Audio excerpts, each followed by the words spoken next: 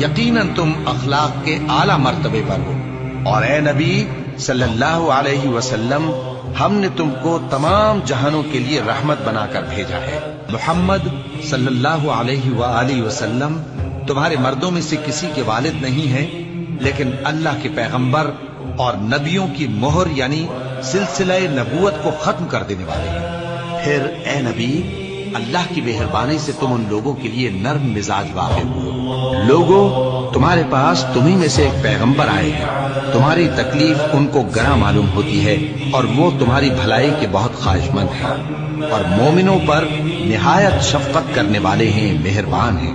جو شخص رسول کی فرما برداری کرتا ہے تو بے شک اس نے اللہ کی فرما برداری